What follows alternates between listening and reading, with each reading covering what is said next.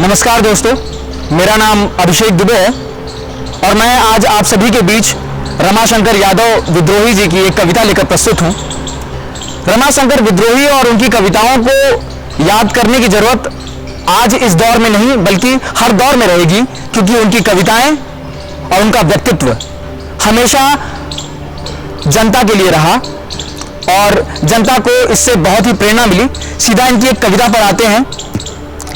मेरे गांव में लोहा लगते ही टनटना उठता है सदियों पुराने पीपल का घंट।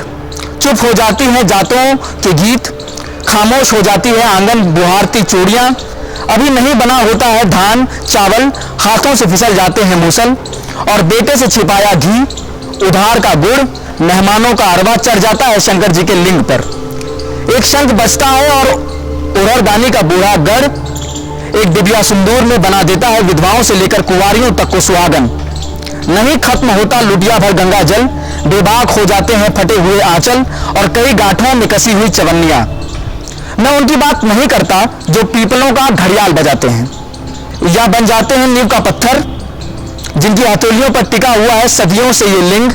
ऐसे लिंग थापकों की माएं खीर खा के बच्चे जनती हैं और खड़ी कर देती हैं नरपुंगों की पूरी जमात। मर्यादा पुरुषोत्तमों के वंशज उखाड़ कर फेंक देते हैं संभुजों का गांव और जब नहीं चलता इससे भी काम तो धर्म के मुताबिक काट लेते हैं एकलव्यों का अंगूठा और बना देते हैं उनके ही खिलाफ तमाम झूठी दस्तखतें। धर्म आखिर धर्म होता है जो सुअरों को भगवान बना देता है, चढ़ा देता है नागों के फन पर गायों का थन। धर्म की आज्ञा है कि लोग दबा रखें नाक और महसूस करें कि भगवान गंदे में भी गमकता है। जिसने भी किया है संदेह लग जाता है उसके पीछे जयंत वाला बाण और एक समझौते के तहत हर अदालत बंद कर लेती है अपना दरवाजा। अदालतों के फैसले आदमी नहीं पुरानी पोथियां तय करती हैं, जिसमें दर्ज है पहले से ही लंबे कुर्ते और छोटी छोटी कमीजों की दंड व्यवस्था। तमाम छोटी छोटी थैलियों को उलटकर मेरे गांव में हर नवरात को होता है महायज्ञ। सुलग उठते हैं गोरू के गोबर से निकाले दानों के साथ तमाम हाथ। नीम पर टांग दिया जाता है लाल हिंडोल, लेकिन भगवती को तो पसंद होती है खाली खाली तस्तों की खनक। बुझे हुए चूल्हे में ओढ़कर फूटा हुआ तवा मजे से सो रहती है। खाली पतीलियों में डालकर पांव आंगन में सिसकती रहती है। टूटी चारपाइयां चौरे पे फूल आती हैं। लाल लाल सुहारियां माया की माया दिखा देती है भरवा कर बिना डोर के छलनी में पानी। जिन्हें लाल सुहारियां नसीब हों वे देवता होते हैं और देवियां उनके घरों में पानी भरती हैं।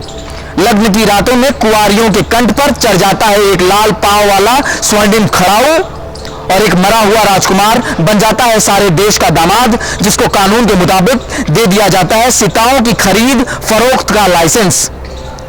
सीताएं सफेद दाढ़ियों में बांध दी जाती हैं और धर्म की किताबों में घासें गर्भवती हो जाती हैं। धर्म देश से बड़ा है, उससे भी बड़ा है धर्म का निर्माता, जिसके कमजोर बाजुओं की रक्षा में तराश कर गिरा देते हैं पुरानी पोथियों में लिखे हुए हथियार।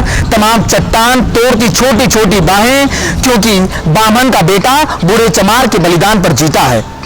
दूसरों के गांव में सारे बाशिंदे किराएदार होते हैं। उसुरों की तोड़ती आत्माएं नरक में ढकेल दी जाती हैं। टूटती जमीनें गदरा कर दक्षिणा बन जाती हैं, क्योंकि जिनकी माताओं ने कभी पिसुआ ही नहीं पिया उनके नाम भूपत महिपत श्रीपत नहीं हो सकते, उनके नाम सिर्फ बीपत हो सकते हैं।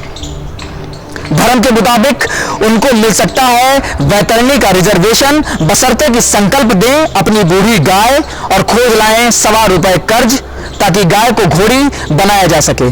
किसान की गाय पुरोहित की घोड़ी होती है और सवेरे ही सवेरे जब ग्वालिनों के माल पर बोलियां लगती हैं, तमाम काले काले पत्थर दूध की बल्टियों में छपकोरियां मारते हैं और तब तक रात को ही भीगी जांघिए की उमस से आंखें और तरोताजा करते हुए चरवाहे खोल देते हैं ढोरों की मुद्दियां।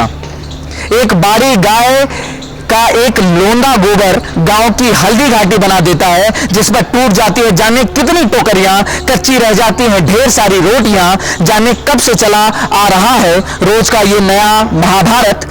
असल में हर महाभारत एक नए महाभारत की गुंजाइश पे रुकता है, जहां पर अंधों की जगह अवैधों की जय बोल दी जाती है, फाड़कर फेंक दी जाती है उन सब की अर्जियां जो विधाता का मेड़ तोड़ते हैं। सुनता हूं एक आदमी का कान फाड़ कर निकला था, जिसके एवज में इसके बाप ने इसको कुछ हथियार दिए थे। यह आदमी जेल की कोठरी के साथ तैर गया था दरिया, घोड़ों की पूछे झाड़ते झाड़ते तराश कर गिरा दिया गया था राजवंशों का गौरव।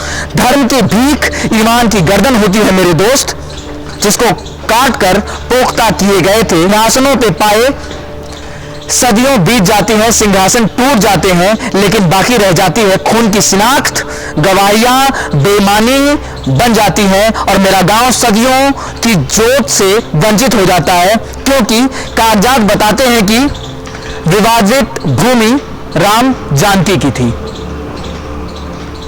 रमाशंकर विद्रोही की यह कविता हमारे समाज की एक बहुत ही बड़ी कुरीति यानी कि धर्म पर आधारित है, और इनकी यह कविताएं हमेशा प्रासंगिक है। ये कविताएं बहुत पहले लिखी हुई है, लेकिन यह कविताएं आज भी प्रासंगिक है और आने वाले दौर में भी प्रासंगिक रहेंगी, क्योंकि यह कविता हमसे जुड़ती है, क्योंकि वो कविताएं हमारे लिए लिखते थे। बहुत बहुत धन्यवाद दोस्तों।